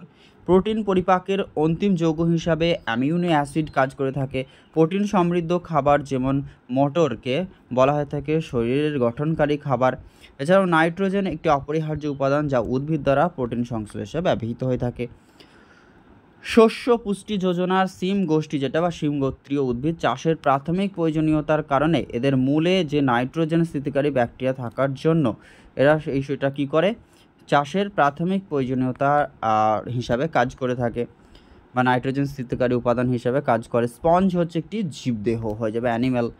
আচ্ছা, প্রাণী জগতের পরিফেরা যেটা সেই পর্বের ফাইলাম যেটা প্রাণী হলো স্পঞ্জ।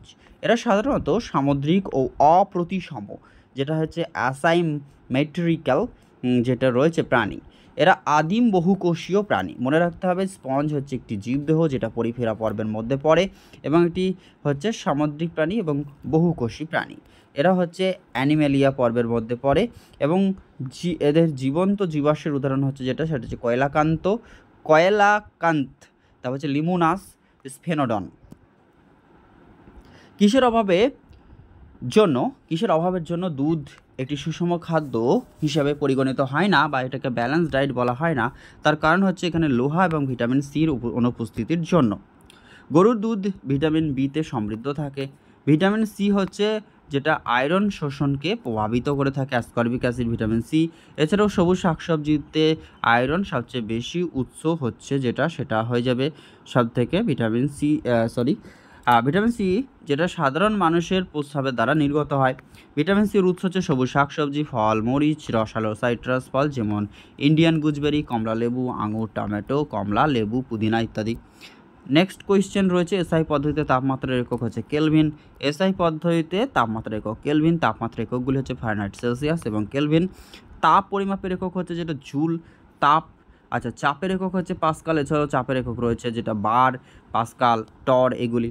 বলের একক হচ্ছে নিউটন। কিলোওয়াট ঘন্টা যেটা শক্তির একক। কিলোওয়াট ঘন্টা হচ্ছে আমাদের শক্তির একক। ক্যালসিয়াম কার্বনেটের মধ্যে ক্যালসিয়ামের পরিমাণ থাকে প্রায় 40%। এটা কীভাবে হয় দেখে নেব। CO3 হচ্ছে ক্যালসিয়াম অক্সাইডের ফর্মুলা, যেখানে থাকে 40 Ca। তারপরে হচ্ছে কার্বন যেটা হচ্ছে 12, ও হচ্ছে যেটা O3 মানে হচ্ছে 3 × 6। ও এর হচ্ছে যেটা আণবিক যেটা গুরুত্ব সেটা হচ্ছে 16, আর এটা হচ্ছে 3 মানে 3 × 3 = 48। তার টোটাল যোগ করলে হচ্ছে আমাদের 100 AMU। তার মধ্যে রয়েছে ক্যালসিয়াম যেটা Ca সেটা হচ্ছে 100-এর উপরে 40, অর্থাৎ 100/40 × 100 মানে হচ্ছে 100 কাটা গেল, তাহলে থাকলে 40%। নেক্সট কোয়েশ্চেন, নিম্নলিখিত কোন ধাতুটি সবচেয়ে ভারী? ভারী ধাতু হচ্ছে ওসমিয়াম। ওসমিয়াম হচ্ছে সব থেকে ভারী ধাতু। আচ্ছা, ওসমিয়াম হচ্ছে সব থেকে ভারী ধাতু হচ্ছে আমাদের কি? ওসমিয়াম হচ্ছে ক্ষেত্রে সব থেকে ভারী ধাতু। গোল্ড হচ্ছে যেটি সেটা হচ্ছে নমনীয় এবং সব থেকে প্রসারণশীল ধাতু। পারদ হচ্ছে যেটি সেটা হচ্ছে তরল ধাতু। ব্রোমিন হচ্ছে যেটা সেটা হচ্ছে একটি অধাতু। আচ্ছা, সবচেয়ে বিক্রিয়াশীল ধাতু বা মোস্ট রিঅ্যাক্টিভ মেটাল হচ্ছে যেটা সেটা হচ্ছে পটাশিয়াম, হয়ে যাবে সঠিক উত্তর। পরীক্ষাগারে প্রথম যে জৈব যৌগটি প্রস্তুত করা হয়েছিল সেটা হচ্ছে ইউরিয়া। পরীক্ষাগারে যে জৈব যৌগটি প্রথম সংশ্লেষিত হয়েছে সেটা হচ্ছে ইউরিয়া। যকৃতে ইউরিয়া তৈরি হয়ে থাকে। ফ্রেডরিক হোলার অ্যামোনিয়া সায়ানাইড থেকে সংশ্লেষ করেছিলেন। ফ্রেডরিক হোলার অ্যামোনিয়াম সায়ানাইড থেকে এটি সংশ্লেষ করেছিলেন।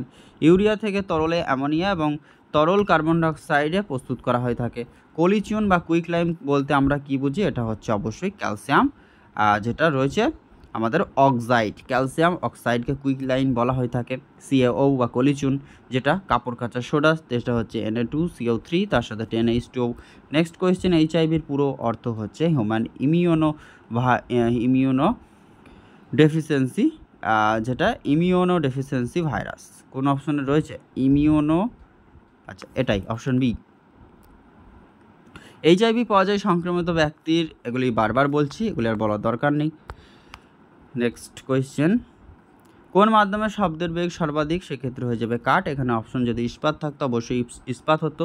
শব্দ সবথেকে কঠিন তরল গ্যাসীয় এইভাবে প্রেরণ করা হয়ে থাকে। কঠিন মাধ্যমে সবচেয়ে দ্রুত চলে। বায়ুতে শব্দের বেগ হচ্ছে সর্বনিম্ন। শব্দের গতি মাধ্যমটির তাপমাত্রা, স্থিতিস্থাপকতা বা এলাস্টিসিটি এবং যেটা ময়েশ্চার অর্থাৎ আর্দ্রতার বৈশিষ্ট্যের উপর নির্ভর করে। এছাড়াও যে কোনো মাধ্যমের তাপমাত্রা বৃদ্ধি পেলে শব্দের গতিও বাড়ে এবং তাপমাত্রা হ্রাস পেলে শব্দের গতিও হ্রাস পায়। বাতাসে 1 ডিগ্রি সেন্টিগ্রেড তাপমাত্রা বৃদ্ধি শব্দের গতি 0.01 মিটার পার সেকেন্ড দ্বারা বৃদ্ধি পায়। এর পরবর্তী যেটা রয়েছে মিডিয়াম যেগুলি রয়েছে 20 degree centigrade speed of sound waves যেটা রয়েছে। ড্রাই যেটা শুষ্ক বাতাসের মধ্যে থাকে স্পিডটা থাকে যেটা সেটা 343 মিটার পার সেকেন্ড। জলের মধ্যে থাকে 1437 মিটার পার সেকেন্ড। কাঠের মধ্যে হচ্ছে 3850, গ্লাসের মধ্যে 4540, অ্যালুমিনিয়ামের মধ্যে 6320। নিম্নের কোনটি জীবাণু বিয়োজ্য বজ্র নয়, সেক্ষেত্রে হয়ে যাবে থার্মোকল হয়ে যাবে absolutely correct answer. Next question, theory of relativity এটির প্রবক্তা হলেন আমাদের অ্যালবার্ট আইনস্টাইন, যেটা আমাদের আপেক্ষিকতাবাদ তত্ত্বের প্রবক্তা। নেক্সট কোয়েশ্চেন, বাউয়ান্ট ফোর্স যেটা প্লবমান বলের অস্তিত্ব ব্যাখ্যা করেছিলেন আর্কিমিডিস বা প্লাবতার থিওরি। ডাল্টনের হচ্ছে যেটা অ্যাটমিক থিওরি। অবিভাজ্য প্রাকৃতিক নির্বাচন তত্ত্ব যেটা হচ্ছে চার্লস ডারউইন। অঙ্গের ব্যবহার অপব্যবহারের নীতি হচ্ছে ল্যামার্কের যেটা। এছাড়াও বৈজ্ঞানিক কোয়ান্টাম তত্ত্বের সাহায্যে পরমাণুর গঠন ব্যাখ্যা করেছিলেন যিনি, কোয়ান্টাম তত্ত্বটা হচ্ছে নিলস বোরের। এছাড়াও কি বললাম, ব্যবহার এবং অপব্যবহারের নীতি হচ্ছে ল্যামার্কের। যেটা হচ্ছে ল অফ মোশন অর্থাৎ গতিসূত্র, আইজাক নিউটন প্রথম, দ্বিতীয়, তৃতীয় গতিসূত্র রয়েছে যেটা নিউটনের। মানব শরীরের কোন অংশে গ্লাইকোজেন জমা হয়, সেক্ষেত্রে হয়েছে আমাদের যকৃৎ বা লিভারে। এখানে গ্লাইকোজেন সঞ্চিত হয়ে থাকে। মানবদেহের সবচেয়ে বড় অঙ্গ যেটা সেটার নাম হচ্ছে যকৃৎ বা ইন্টারনাল যেটা গ্ল্যান্ড। মানবদেহের যকৃৎ মানবদেহের বৃহত্তম গ্রন্থি বা বৃহত্তম ইন্টারনাল পার্ট। প্রাণীদেহে বিপাকে ও অন্যান্য কিছু শারীরবৃত্তীয় কাজে যকৃৎ প্রধান ভূমিকা পালন করে। যকৃৎ থেকে পিত্তরস নিঃসৃত হয় যা খাদ্য পরিপাকের, বিশেষ করে স্নেহ জাতীয় খাদ্য পরিপাকের এটি একটি অতি প্রয়োজনীয় উপাদান। যকৃতে ইউরিয়া তৈরি হয়। এছাড়াও যকৃতে অনেক গুরুত্বপূর্ণ জৈব রাসায়নিক বিক্রিয়া সংঘটিত হয়। এজন্য যকৃৎকে দেহের জৈব রসায়নাগার বলা হয়ে থাকে। মানব শরীরে রক্তের অতিরিক্ত গ্লুকোজ যকৃতে গ্লাইকোজেন রূপে সঞ্চিত হয়। যকৃতের লোহিত রক্তকণিকার হিমোগ্লোবিন ভেঙে বিলিরুবিন এবং বিলিভারবিন এই দুটি সৃষ্টি হয়ে থাকে। কোষের শক্তিকর বলা হয়ে থাকে মাইটোকন্ড্রিয়াকে। কোষের প্রোটিন ফ্যাক্টরি বলা হয় রাইবোজোমকে। নিউক্লিয়াসকে কোষের মস্তিষ্ক বলা হয়ে থাকে। আত্মঘাতী থলি বা suicide bag of the cell বলা হয়ে থাকে লাইসোজোমকে। গালগি বডিকে বলা হয়ে থাকে লক্ষ্যযুক্ত গন্তব্যের ডেলিভারির জন্য প্রোটিন ও লিপিডগুলিকে ভেসিকেলে পরিবর্তন ও প্যাকেজিংয়ের জন্য দায়ী।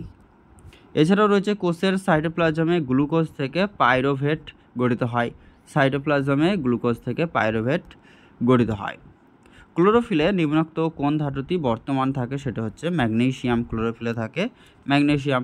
সবুজ রঞ্জক ক্লোরোফিল ধারণকারী প্লাস্টিক যেটা সেটা হচ্ছে ক্লোরোপ্লাস্ট। ক্লোরোফিলে যে ধাতুটি রয়েছে সেটি হচ্ছে ম্যাগনেসিয়াস। ক্লোরোফিলের কারণে পাতার রং সবুজ হয়। জ্যান্থোফিলকে উদ্ভিদের হলুদ রঞ্জন বলা হয়ে থাকে। সিনেমা হলে প্রজেক্টর রূপে কোন লেন্স ব্যবহৃত হয়, সেক্ষেত্রে হয়ে যাবে আমাদের কনভেক্স লেন্স ব্যবহার করা হয়ে থাকে। কনভেক্স লেন্স সিনেমা হলে ব্যবহার করা হয়ে থাকে উত্তল।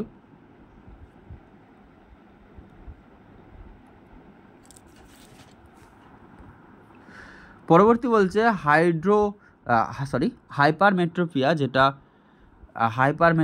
যেটা ব্যবহার করে সংশোধন করা যেতে পারে কি না, আমাদের যে ত্রুটি চোখের বিবর্ধক কাজ যেটা ম্যাগনিফাইং গ্লাস, সেটা কি করা হয়, উত্তল লেন্স ব্যবহার করা হয়।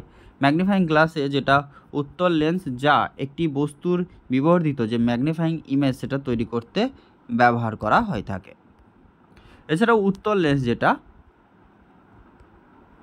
সেটা কী করে, কনভারেন্স অর্থাৎ অভিসরণ, যেটা কনভার্জ তৈরি করে। তাই উত্তল লেন্সকে একটি কনভার্জিং লেন্সও বলা হয় থাকে। উত্তল লেন্সকে, কনভেক্সকে আমাদের কনভার্জিং লেন্স বলা হয় থাকে। উত্তল লেন্সের ফোকাল দৈর্ঘ্য যেটা ফোকাল লেন্স, সেটা কি হয়, ধনাত্মক বা পজিটিভ।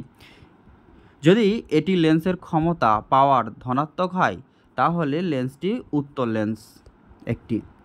এলপিজি লিকুইফাইড পেট্রোলিয়াম নির্মিত কোন গ্যাসে থাকে, সেক্ষেত্রে হচ্ছে বিউটেন, এবং প্রোপেনে থাকে। অপশন সি হয়ে যাবে absolutely correct answer. LPG stands for liquefied petroleum gas. রান্নার গ্যাস মুখ্য উপাদানগুলি হচ্ছে তরল বিউটেন এবং আইসোবিউটেন। গোবর গ্যাস হচ্ছে মিথেন, একটি জৈব গ্রিনহাউস গ্যাস।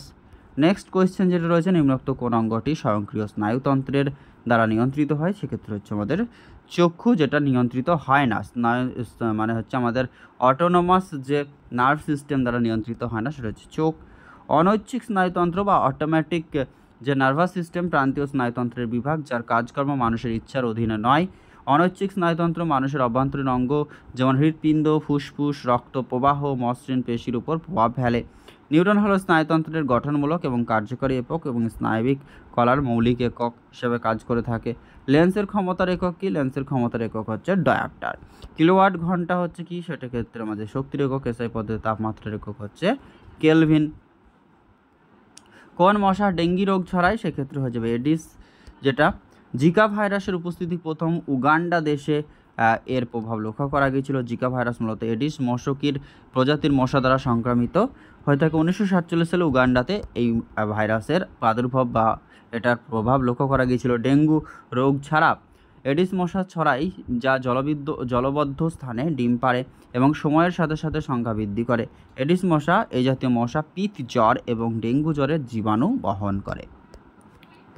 নিম্নোক্ত কোনটি শক্তির একক নয়, শক্তির একক নয় যেটা, সেটা হয়ে যাবে পাস্কেল। পাস্কেল হচ্ছে চাপের একক। বাকি জুল এবং আর ক্যালোরি এগুলি হচ্ছে শক্তির একক। শক্তির যেটা শক্তি এবং কার্যের যৌথ একক যেটা, সেটা এসআই একক হচ্ছে জুল। 1 জুল হচ্ছে 1 নিউটন মিটার বা 1 কেজি স্কোয়ার। 1 কিলোগ্রাম পার যেটা হচ্ছে কেজি পার kilogram per second square. Pascal হলো চাপের এসআই লব্ধ একক। টর হলো চাপের একক, বারও হলো চাপের একক। টর, বার এগুলি পাস্কাল, এগুলি হচ্ছে সব চাপের বা প্রেশারের একক। কুইনাইন নামক উপক্ষার কোন উদ্ভিদ থেকে পাওয়া যায়, সেক্ষেত্রে হয়ে যাবে সিনকোনা। সিনকোনা থেকে কুইনাইন পাওয়া যায়। সিনকোনা গাছের ছাল থেকে কুইনাইন পাওয়া যায় এবং ম্যালেরিয়া চিকিৎসার পাশাপাশি কুইনাইন ব্যবহার করা যায়।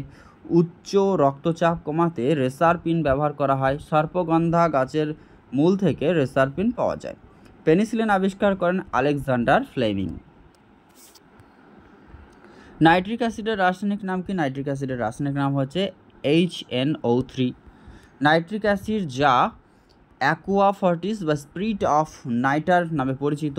অ্যাকোয়ারিজি হচ্ছে, অ্যাকোয়ারিজিয়াটা কি 3:1 অনুপাতে যখন হাইড্রোক্লোরিক অ্যাসিড এবং নাইট্রিক অ্যাসিড থাকে, অর্থাৎ 3 অনুপাত হাইড্রোক্লোরিক অ্যাসিড এবং 1 অনুপাত নাইট্রিক অ্যাসিডের মিশ্রণই হচ্ছে অ্যাকোয়ারিজিয়া।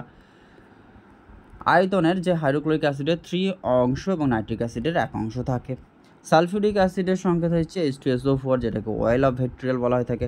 হাইড্রোক্লোরিক অ্যাসিড বা মিউরিয়েটিক অ্যাসিড যেটাকে একই, যেটা হচ্ছে HCl। হাইড্রোক্লোরিক অ্যাসিড বা মিউরিয়েটিক অ্যাসিড যার সংকেত হচ্ছে HCl, এবং সালফিউরিক অ্যাসিড H2SO4, যেটা অয়েল অফ ভিট্রিয়াল নামে পরিচিত। আইরিস মানব শরীরের কোন অংশ রয়েছে, অবভিয়াসলি চোখ বা চক্ষুতে। আচ্ছা, একেবারে সামনের অংশ চোখের কর্নিয়া আর পেছনের, এবং যেটা আমাদের এটির গাঢ় পেশির গঠন বা ডার্ক ম্যাসকিউলার হিসাবে কাজ করে থাকে। যেটা আইরিস, যাকে কর্নিয়ার পেছনে একটি গাঢ় পেশি গঠন করে, যেটাই আইরিস বলা হয়ে থাকে। চক্ষুদানের সময় কর্নিয়া এই অংশটি দাঁতার কাছ থেকে নেওয়া হয়ে থাকে আর এই কর্নিয়ার ভিতর দিয়ে আলো প্রবেশ করে থাকে। মানুষের শরীরের এটি মানুষের চোখ একটি ক্যামেরার মতো, যা লেন্স সিস্টেম একটি আলোক সংবেদনশীল পর্দায় একটি চিত্র তৈরি করে থাকে, যাকে রেটিনা বলা হয়ে থাকে। মানুষের চোখ হচ্ছে কিসের মতো, ক্যামেরার মতো। আর এই লেন্স, যে ক্যামেরাতে লেন্স থাকে চোখেও লেন্স থাকে, এটি আলোক সংবেদনশীল পর্দায় একটি চিত্র তৈরি করে, আর যেটা হচ্ছে রেটিনা। নিচের কোন রঙে আলোর সাথে যুক্ত শক্তি, সেক্ষেত্রে হয়ে যাবে আমাদের বেগুনি। নিচের কোন রঙের সাথে যুক্ত শক্তি সর্বাধিক, সেক্ষেত্রে হয়ে যাবে বেগুনি বা ভায়োলেট। বেগুনি রঙের আলো সর্বনিম্ন তরঙ্গদৈর্ঘ্য, তাই এটা সর্বাধিক শক্তি, বা বেগুনি রঙের আলো সর্বাধিক কম্পাঙ্ক, তাই সর্বাধিক শক্তি বহন করে থাকে।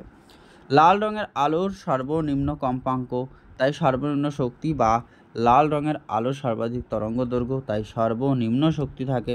দুটি বস্তু 2:3 অনুপাতে গতিশীল সহ সমান ভরবেগে চলছে, তাদের ভরের অনুপাত কত? তাদের ভরের অনুপাত হচ্ছে 3:2। সমান ভরবেগে থাকলে গতিশক্তি E=1 ম্যাস, যেটা ভর। এখানে E1/E2 যেখানে m2/m1, যেখানে 2/3, এখানে m/m2 3/2, এখানে m1:m2 যেখানে 3:2 হয়ে যায় আমাদের অনুপাতটি। একটি লিফটে এ ত্বরণের সাথে নিচের দিকে যাচ্ছে। লিফটে থাকা একজন লোক লিফটের ভিতরে একটি বল ড্রপ করে। লিফটে থাকা লোকটি, মাটিতে দাঁড়িয়ে থাকা লোকটি যথাক্রমে বলের ত্বরণ কী হবে? বলের ত্বরণ যেটা হয়ে যাবে, যেটা অ্যাক্সেলারেশন, সেটা হচ্ছে আমাদের জি থেকে এ এবং জি, এটা হয়ে যাবে অপশান ডি যেটাতে রয়েছে, এটা সঠিক উত্তর হয়ে যাবে। এর পরবর্তী কোয়েশ্চেন কি? একটি কণা একটি গতিশক্তি কে সহ অনুভূমিক থেকে 60 ডিগ্রি অভিক্ষিপ্ত হয় এবং সর্বোচ্চ বিন্দুতে গতিযুক্ত হয়, সেটা হচ্ছে k/4। নিম্নোক্ত কোন কারণে দুধকে মন্থন করলে ক্রিম আলাদা করা যায়? সেটা হয়ে যাবে আমাদের সেন্ট্রিফিউগাল ফোর্স, অপকেন্দ্র বলের জন্য এটা হয়ে থাকে। দুধ থেকে ক্রিম আলাদা করা যেটা, সেই প্রক্রিয়াটি হচ্ছে ডিমুলসিফিকেশন। আচ্ছা, ডেমলসিফিকেশন বলা যায়, যার মধ্যে একটি ইমালশনকে দুটি পৃথক তরল স্তরে ভাঙানো জড়িত, বা সেন্ট্রিফিউগেশন দ্বারা অর্জন করা যেতে পারে। কোনো বস্তু বা কণা যখন বৃত্তাকার পথে আবর্তন করে, তখন যে বল কেন্দ্র থেকে বৃত্তের ব্যাসার্ধ বরাবর বাইরের দিকে ক্রিয়াশীল হয়, সেই বস্তুকে বৃত্তের বাইরে ছিটকে ফেলতে চায়, তাকে অপকেন্দ্র বল বলে। যখন গাড়িটি একটি বাঁক নেয়, তখন অপকেন্দ্র বলটি বা সেন্ট্রিফিউগাল যে ফোর্স আমাদের বক্ররেখার বাইরের দিকে ঠেলে দেয়। নিম্নের কোন স্থানে বস্তুতে শব্দ অতিক্রম করতে পারে না? সেটা হচ্ছে মহাকাশ। শব্দ কঠিন মাধ্যমে দ্রুত এবং গ্যাসের মাধ্যমে ধীর গতিতে ভ্রমণ করে। শব্দের বেগ সবচেয়ে বেশি থাকে, সব থেকে বেশি থেকে কম কঠিন, তারপর তরল, তারপরে গ্যাসীয়। শব্দের তীব্রতা ডেসিবেলে পরিমাপ করা হয়ে থাকে। বিভিন্ন মাধ্যমে শব্দের গতিবেগ ভিন্ন। নিচের মাধ্যমগুলির মধ্যে বায়ু, জল, লোহাতে শব্দের গতিবেগ ক্রমবর্ধিত হয়। সব থেকে বায়ুতে, তারপরে জল এবং তারপর লোহা, ধীরে ধীরে এটিকে বর্ধিত হয়। শব্দের গতিবেগ মাধ্যমটির তাপমাত্রা, এলাস্টিসিটি এবং ময়েশ্চারের উপর অনেকটাই নির্ভরশীল। এগুলি তো অলরেডি বললাম। এরপরে কোয়েশ্চেন, একটি বৈদ্যুতিক বাল্বে 200 ভোল্ট এবং 100 ওয়াট চিহ্নিত করা যায়। 200 ভোল্ট সরবরাহের সাথে যদি এই ধরনের 5টি বাল্ব সিরিজে সংযুক্ত থাকে, তাহলে তাদের মধ্যে দিয়ে কি প্রবাহিত কারেন্ট কত হবে? সেক্ষেত্রে হয়ে যাবে আমাদের যেটা, সেটা হচ্ছে অপশন সি। কীভাবে হলো? কারণ ভোল্ট এখানে 200 ছিল, ক্ষমতা পাওয়ারও 100 ওয়াট ছিল, প্রবাহিত যে কারেন্ট অ্যাম্পেয়ার সেটা P/V হয়ে গেল, অর্থাৎ 100/200 অর্থাৎ 0.5 অ্যাম্পিয়ার। তাহলে বৈদ্যুতিক রোধ বা রেজিস্ট্যান্স যেটা, সেটা হয়ে যায় আমাদের V/I, যেটা হচ্ছে আমাদের কত ভোল্ট বাই অ্যাম্পিয়ার, যেটা সেক্ষেত্রে হচ্ছে 200/0.5 অর্থাৎ 400 ওহম। এবং 5টি ছিল, তাই 5টিতে কী হবে, যেটা সমতুল্য হয়ে থাকবে সেটা 400 + 400 অর্থাৎ 400 করে প্রত্যেকটা হবে। একটাই যদি 400 হয়, তাই 4×5 = 20 অর্থাৎ 2000 ওহম। তাহলে তাদের মধ্যে প্রবাহিত কারেন্ট যেটা, এবার I = V/IR, অর্থাৎ 200/2000 অর্থাৎ 0.1 ampere is the absolutely correct answer. যদি একটি NAND গেটে ইনপুট A এবং B হয়, তাহলে আউটপুট কী হবে? অবভিয়াসলি সঠিক উত্তরটি হয়ে যাবে এক্ষেত্রে, আচ্ছা, আউটপুটের কথা বলছে অপশন ডি। যদি পৃথিবীতে তার নিজের অক্ষের চারপাশে ঘূর্ণন বন্ধ করে দেয়, তাহলে জি এর মান সেটা কী হবে? সেক্ষেত্রে হবে বিষুবরেখায় কী হবে? সেটা বৃদ্ধি পাবে, উইল ইনক্রিজ অ্যাট ইকুয়েটর। বেগ পরিবর্তনের হারকে বলা হয়ে থাকে অ্যাক্সেলারেশন, অর্থাৎ একটা গতিতে ছিল, তারপর আবার গতিবৃদ্ধি পেলো, আবার গতিবৃদ্ধি পেলো। এই যে গতিবৃদ্ধি পাওয়ার হারকে বলা হয়ে থাকে ত্বরণ, এবং গতি কমে যাওয়ার হারকে বলা হয়ে থাকে মন্দন। ভূপৃষ্ঠে মধ্যাকর্ষণজনিত ত্বরণের যে মান সেটা হচ্ছে 9.8 মিটার পার সেকেন্ড স্কোয়ার। সার্বজনীন মহাকর্ষ ধ্রুবক যেটা জি এর মান আবিষ্কার করেন হেনরি ক্যাভেন্ডিশ, এবং মহাকর্ষীয় ত্বরণ যেটা সেটা হচ্ছে মেরুতে সর্বাধিক নিরক্ষরেখায় এটি সর্বনিম্ন। এটি ত্রিভুজের 3টি বাহুর প্রতিটি রোধ যদি 2r হয়, ত্রিভুজের যে কোনো দুটি শীর্ষবিন্দুর মধ্যে সমতুল্য রোধ যেটা সেটা হবে 4r/3। কীভাবে হলো? যেখানে 3টে 2 ওহম প্রতিরোধক একটি ত্রিভুজ গঠনের জন্য সংযুক্ত, সুতরাং 3টে প্রতিরোধের মধ্যে 2টি সিরিজ থাকবে এবং অন্য সিরিজটি সংযুক্ত অন্য 2টি প্রতিরোধের সমান্তরাল সংমিশ্রণে থাকবে। অতএব সিরিজের সংমিশ্রণে 2টি প্রতিরোধের জন্য তাদের সমতুল্য যে রোধ সেটা হয়ে যাবে 2 ওহম প্লাস 2 ওহম অর্থাৎ 4 ওহম। এখন প্রতিরোধকের R3 যেটা বা RSR একে অপরের কী হয় সমান্তরাল রয়েছে, তাই সমতুল্য রোধ হবে 1/REP যেটা, এবং এটা হচ্ছে 1/R3 যেটা প্রতিরোধক। তাহলে সেই অনুযায়ী এক্ষেত্রে হয়ে যাবে 1/2 1/4, তাহলে 1 সেটা হচ্ছে 3/4 ওহম অর্থাৎ 4 যেটা রিভার্স হবে আমাদের কত 4/3 ওহম। বাহ্যিক ভোল্টেজ ছাড়াই একটি পিএন জাংশন যেটা গ্রহণকারী অ্যাকসেপ্টর বা দাতা আয়নের যে ডোনার, সেই বৈদ্যুতিক ক্ষেত্রকে ইলেকট্রিক ফিল্ডে বলা হয়ে থাকে ব্যারিয়ার। আর রোধের একটি তারকে তার দৈর্ঘ্যের 3 গুণ পর্যন্ত প্রসারিত করা হলে নতুন প্রতিরোধ হয়ে থাকে 9R। রোধের এসআই একক হচ্ছে ওহম যে ক্ষেত্রে, এবং দৈর্ঘ্য যতক্ষণ বাড়বে তত প্রতিরোধ তার বর্গ হবে অর্থাৎ 3 স্কোয়ার অর্থাৎ 3 স্কোয়ার হচ্ছে 9R। নিচের কোনটি অসংক্রামক রোধ অর্থাৎ নন কমিউনিকেবল ডিজিজ যেটা সেটা হচ্ছে আমাদের ডায়াবেটিস। ইনসুলিন যেটা হরমোনের অভাবে ডায়াবেটিস মেলিটাসের রোগ হয়ে থাকে। ডায়াবেটিস রোগ হয় যেটা ঘটে আগ্নাশয়, যেখানে ডিজেনারেটিভ রোগ, মাল্টিপল স্ক্লেরোসিস, আর্থারাইটিস, তারপরে হচ্ছে পার্কিনসন্স ডিজিজ, হার্ট অ্যাটাক, পেশিবহুল ডিস্ট্রফি এবং Huntington disease, diabetes mellitus. HIV হচ্ছে একটি লেন্টিভাইরাস। এইচআইভি হচ্ছে একটি লেন্টিভাইরাস। এইচআইভি হচ্ছে হিউম্যান ইমিউনোডেফিসিয়েন্সি ভাইরাস। এলিজা হচ্ছে এইচআইভি এডস রোগ শনাক্তকারী সাহায্য করে থাকে। আচ্ছা, এটা একটা আরএনএ ভাইরাস। ব্যাস। ব্রোঞ্জ হচ্ছে যেটা সেটা হচ্ছে আমাদের তামা এবং টিন। পিতল হচ্ছে তামাদস্তা। জার্মান সিলভার হচ্ছে তামাদস্তা। নিকেল। ডুরালামিন যেটা অ্যালুমিনিয়াম এবং তামা। ডাচ মেটালে থাকে বা তামাদস্তা, এবং টিন ও সীসা হচ্ছে আমাদের শোল্ডারে।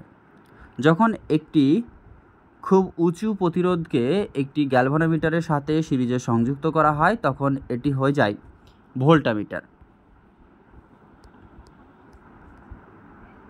ভোল্টামিটার এটি যন্ত্র যা একটি সার্কিটের 2টি টার্মিনাল জুড়ে বিভব পার্থক্য বা ভোল্টেজ পরিমাপ করতে সাহায্য করে।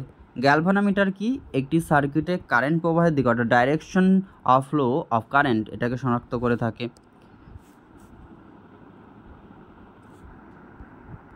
অ্যামিটারে হলো একটি যন্ত্র যা সার্কিট কারেন্ট পরিমাপ করতে সাহায্য করে। এটি তরঙ্গের পরপর 2টি ক্রেস্টের সাহায্যে দূরত্বকে বলা হয়ে থাকে তরঙ্গ দৈর্ঘ্য। তরঙ্গ দৈর্ঘ্যের এসআই একক যেটা সেটা হচ্ছে মিটার। একটি শব্দ তরঙ্গের প্রতি একক সময়ে তৈরি হওয়া দোলনের সংখ্যাকে কম্পাঙ্ক বা ফ্রিকোয়েন্সি বলা হয়ে থাকে। কম্পাঙ্ক ও পর্যায়কালের মধ্যে যে সম্পর্ক সেটা T=1/f। পর্যায়কাল যেটা সেটা যে সময়ে তরঙ্গদৈর্ঘ্যের উপরস্থ কোনো কণার একটি পূর্ণ স্পন্দন সম্পূর্ণ হয় তাকে পর্যায়কাল বলা হয়ে থাকে। তরঙ্গের যে বৈশিষ্ট্য সেক্ষেত্রে কি থাকে? ফ্রিকোয়েন্সি, বিস্তার, তরঙ্গ দৈর্ঘ্য অর্থাৎ ফ্রিকোয়েন্সি, অ্যাম্পলিটিউড, ওয়েভলেন্থ এগুলি থাকে। এছাড়াও তরঙ্গের গতি থাকে, পর্যায়কাল এগুলি থাকে। নিম্নোক্ত কোনটি ছাড়া সমস্ত তরঙ্গগুলি ইলেকট্রোম্যাগনেটিক বর্ণালীর একটি অংশ? সেটা হচ্ছে আমাদের শব্দ তরঙ্গ। বায়ু মাধ্যমে প্রবাহিত শব্দ তরঙ্গ অনুদৈর্ঘ্য তরঙ্গের একটি উদাহরণ। শব্দ তরঙ্গ অনুদৈর্ঘ্য তরঙ্গাকৃত এবং আলোক তরঙ্গ যেটা তির্যকাকৃতি হয়ে থাকে। শব্দ তরঙ্গ হচ্ছে অনুদৈর্ঘ্য আকৃতির হয়ে থাকে এবং আলোক তরঙ্গ হচ্ছে তির্যক আকৃতির হয়ে থাকে। শব্দ তরঙ্গ একটি ইলেকট্রোম্যাগনেটিক তরঙ্গ নয়, এটি একটি যান্ত্রিক তরঙ্গ রূপে কাজ করে থাকে। একটি দেহ একটি উলম্ব বৃত্তাকার গতিতে যখন ভার্টিক্যাল সার্কুলার চলছে, নিচের কোন বলটি স্বাভাবিক অবস্থায় অনুভব করা যায় না? অপশন এতে হচ্ছে মহাকর্ষীয় বল, centrifugal force, centripetal force, centrifugal force নাকি নর্মাল রিয়াকশন ফোর্স। সঠিক উত্তর হয়ে যাবে যেটা, সেটা হচ্ছে নর্মাল রিয়াকশন ফোর্স। যে যন্ত্র যান্ত্রিক শক্তি থেকে তড়িৎ শক্তি রূপান্তরিত হয় সেটা হচ্ছে ডায়নামো। বৈদ্যুতিক শক্তি থেকে যান্ত্রিক শক্তিতে রূপান্তরিত হয় সেটা হচ্ছে বৈদ্যুতিক মোটর। যান্ত্রিক শক্তি দুই ধরনের, মেকানিক্যাল এনার্জি দুই ধরনের, একটা হচ্ছে যান্ত্রিক শক্তি, গতিশক্তি, স্থিতিশক্তির যোগফল।